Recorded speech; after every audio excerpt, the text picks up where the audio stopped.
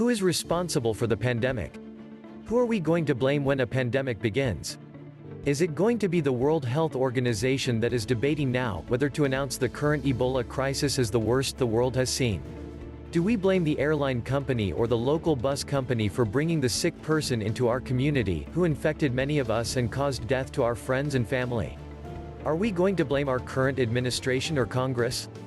If authorities receive jail time in the Flint, Michigan water crisis, shouldn't the same law be applied to those who abdicate responsibility for pandemic infection preparation? Just like 9/11, we have, and are continually having, warnings of an impending pandemic, but do nothing about it.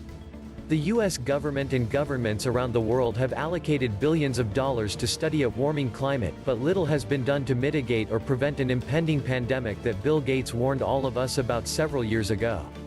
Human beings do not react well to dire predictions. They face uncertainty like deer staring into headlights, hoping it will go away.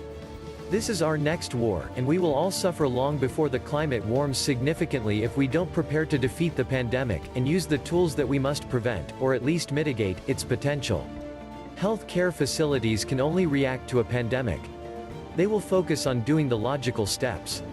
Keep people separated, which is the reason CDC advises all families to have at least 23 days of food stocked. Stop public transportation, since humans can exhale live virus up to 4 days before showing symptoms. Find cold places to store bodies until the ground thaws, and protect themselves and their facilities as best as possible.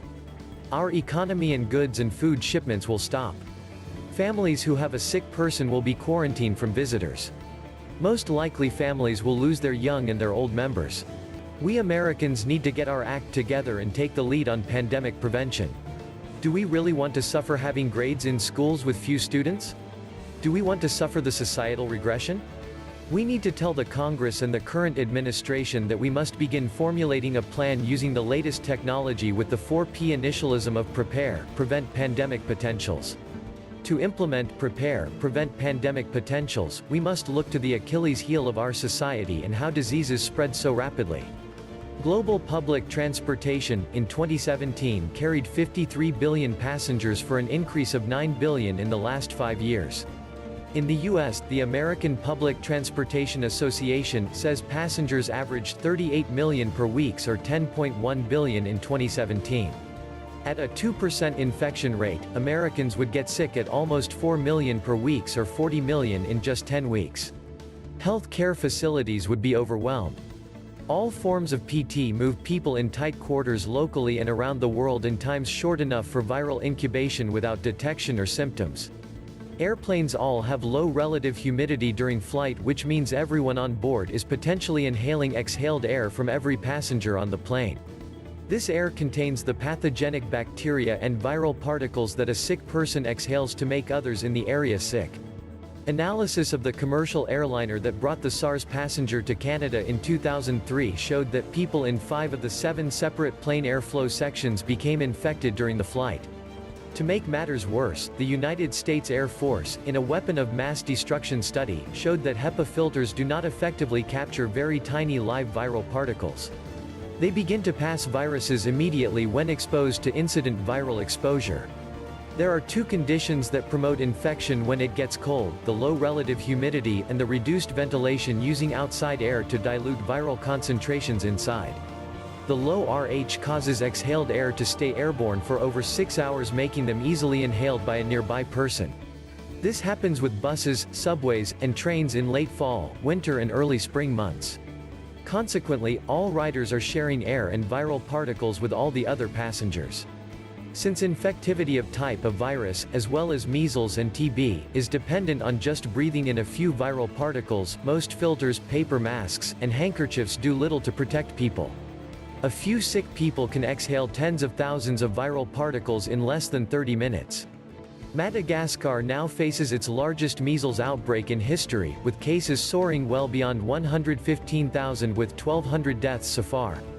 Only 50% of its citizens are vaccinated when the vaccination rate must be over 95% to stop the epidemic in an infected community of over 250,000 people.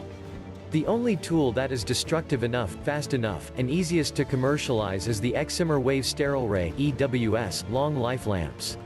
These have been demonstrated to have single-pass kill capability, achieving destruction of over 10,000 viral particles in 1/8 of a second as the air passes by the lamp. This wavelength is shown to rupture the sidewall of bacteria and segment spores as well. One lamp in a room canister will prevent all the occupants from inhaling enough measles virus from an infected person because of its kill-on-the-fly capability. Similarly, lamps in the ventilation system of all PT vehicles will provide the maximum degree of protection to all riders and is the only proactive means for reducing airborne bacteria and viruses as they are introduced into the air by human exhaling.